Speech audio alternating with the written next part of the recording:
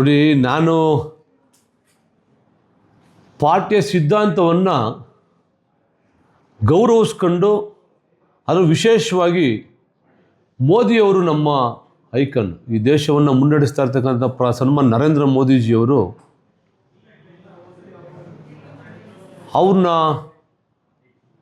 ಅವರ ನಡೆಗಳನ್ನು ನೋಡ್ಕೊಂಡು ನಾವೆಲ್ಲ ಬರ್ತಿರ್ತಕ್ಕಂಥವ್ರು.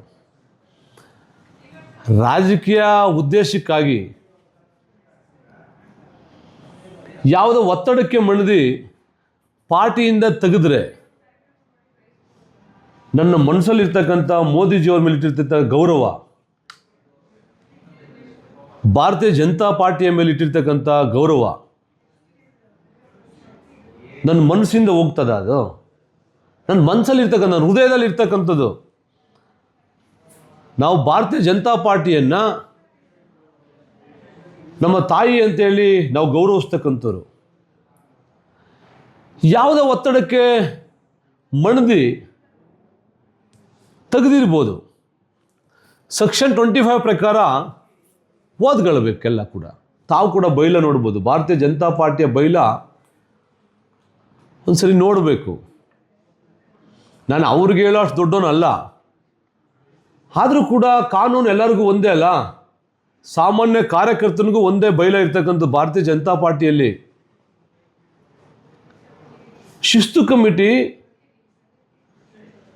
ನೋಟಿಸನ್ನು ಕೊಟ್ಟ ನಂತರ ಒಂದು ರಿಪೋರ್ಟನ್ನು ಸಿದ್ಧ ಮಾಡಿ ಸನ್ಮಾನ್ಯ ರಾಜ್ಯಾಧ್ಯಕ್ಷರಿಗೆ ಕೊಡಬೇಕು. ಅದನ್ನು ರಿಪೋರ್ಟನ್ನು ಸನ್ಮಾನ್ಯ ರಾಜ್ಯಾಧ್ಯಕ್ಷರು ತೀರ್ಮಾನವನ್ನು ಮಾಡಬೇಕು.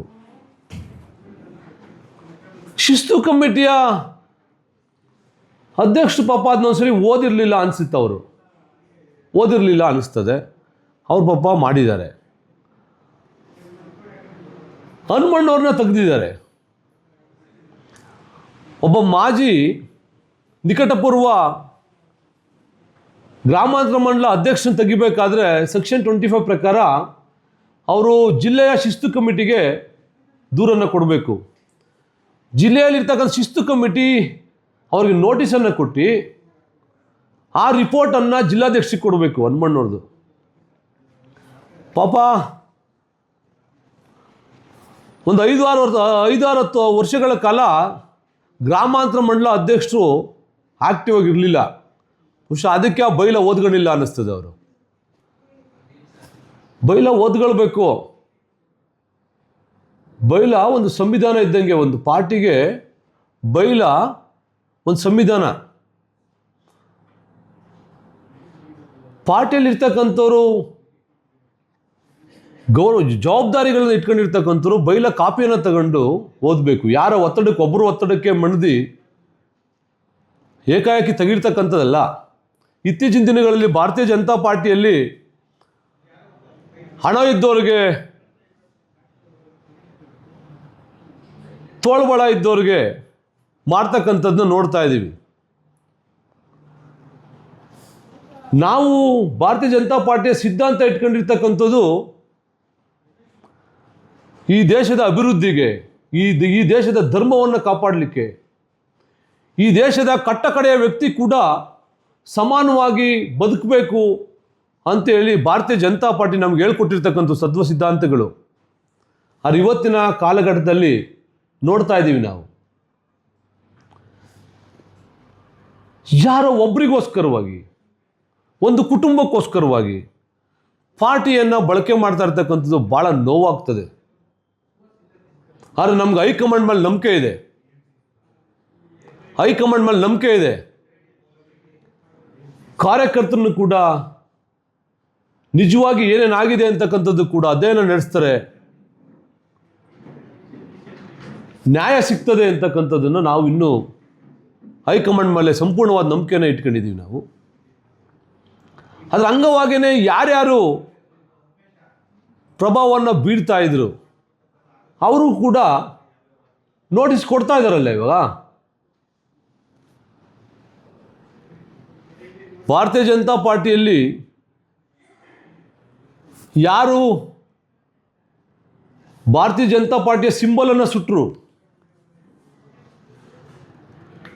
ಈ ದೇಶದ ಅಭಿವೃದ್ಧಿ ಅಧಿಕಾರರು ನಮ್ಮೆಲ್ಲರ ನಾಯಕರು ಅಂತ ನರೇಂದ್ರ ಮೋದಿಯವರ ಫೋಟೋವನ್ನು ಸುಟ್ಟರು. ನರೇಂದ್ರ ಮೋದಿಯವರಿಗೆ ರೋಡಲ್ಲಿ ನಿಂತ್ಕೊಂಡು ಧಿಕ್ಕಾರವನ್ನು ಕೂಗಿದ್ರು.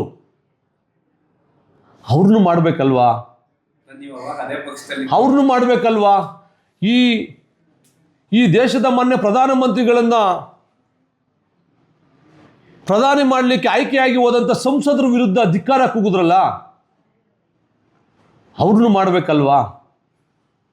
ದಾಖಲೆಗಳು ಸಮೇತ ಕೊಟ್ಟಿದ್ದೀವಲ್ವ ನಿಮಗೆ. ಪೇಪರ್ ಕಟ್ಟಿಂಗ್ಸ್ ಕೊಟ್ಟಿದ್ದೀವಿ, ವಿಡಿಯೋಸ್ ಕೊಟ್ಟಿದ್ದೀವಿ. ನಾನೊಬ್ಬನೇ ಪ್ರೆಸ್ ಮೀಟ್ ಮಾಡಿರ್ತಕ್ಕಂಥದ್ದ? ಎಷ್ಟು ಜನ ಪ್ರೆಸ್ ಮೀಟ್ ಮಾಡಿ ಮಾತಾಡ್ತಾವ್ರಪ್ಪ? ಇದೆಲ್ಲವೂ ಕೂಡ ಜನರು ನೋಡ್ತಾ ಇದ್ದಾರೆ. ಇದೆಲ್ಲವನ್ನು ಕೂಡ ಮತದಾರರು ನೋಡ್ತಾ ಇದ್ದಾರೆ. ಹಂಗಾಗಿ ಭಾರತೀಯ ಜನತಾ ಪಾರ್ಟಿಯಲ್ಲಿ ಕೆಲವೊಂದು ಈ ರೀತಿಯ ವರ್ತನೆಗಳನ್ನು ಬದಲಾಯಿಸ್ಕೊಳ್ಬೇಕಾಗಿದೆ. ಇದು ನಾನೊಬ್ಬನೇ ಹೇಳ್ತಾ ಇಲ್ಲ, ರಾಜ್ಯದ ಉದ್ದಗಲಕ್ಕೆ ಎಲ್ಲರೂ ಕೂಡ ಮಾತಾಡ್ತಾ ಇದ್ದಾರೆ. ನಾನು ಯಾವತ್ತಾದರೂ ಇವತ್ತು ಕೂಡ ಚಾಲೆಂಜ್ ಮಾಡ್ತೀನಿ, ನಾನು ಯಾವತ್ತಾದರೂ ಭಾರತೀಯ ಜನತಾ ಪಾರ್ಟಿಯ ವಿರುದ್ಧವಾಗಿ ಏನಾದರೂ ನಡ್ಕೊಂಡಿದ್ದೀನಾ? ಭಾರತೀಯ ಜನತಾ ಪಾರ್ಟಿಯ ವಿರುದ್ಧವಾಗಿ ಏನಾದರೂ ಮಾತಾಡಿದ್ದೀನಾ? ಮಾತಾಡಿರ್ತಕ್ಕಂಥವರೆಲ್ಲ ಆರಾಮಾಗಿದ್ದಾರಲ್ಲ. ಪಕ್ಷ ವಿರೋಧಿ ಚಟುವಟಿಕೆ ಅಂದ್ರೇನು?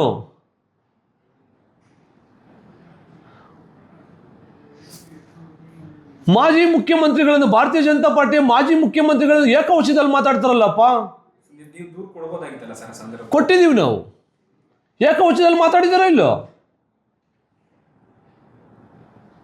ಭಾರತೀಯ ಜನತಾ ಪಾರ್ಟಿಯ ಮಾಜಿ ಮುಖ್ಯಮಂತ್ರಿಗಳನ್ನ ಏಕವಚನದಲ್ಲಿ ಮಾತಾಡಿರ್ತಕ್ಕಂಥವ್ರು ಅವ್ರಿಗೊಂದು ನ್ಯಾಯ ಇದೆಯಾ? ಭಾರತೀಯ ಜನತಾ ಪಾರ್ಟಿಯ ಸಂಸದರನ್ನ ಏಕವಚನದಲ್ಲಿ ಮಾತಾಡ್ತಾರಲ್ಲ, ಅವ್ರಿಗೊಂದು ನ್ಯಾಯ ಇದೆಯಾ? ಭಾರತೀಯ ಜನತಾ ಪಾರ್ಟಿಯ ಬೈಲ ಸಾಮಾನ್ಯ ಕಾರ್ಯಕರ್ತರಿಗೊಂದು ಹಣಬಲ ತೋಳ್ಬಲ ಇರ್ತಕ್ಕಂಥವ್ರಿಗೆ ಒಂದಿದೆಯಾ? ಸಾಮಾನ್ಯ ಕಾರ್ಯಕರ್ತರಿಗೂ ಒಂದೇ ತಗಡಿಯಲ್ಲಿ ಹಾಕಬೇಕು.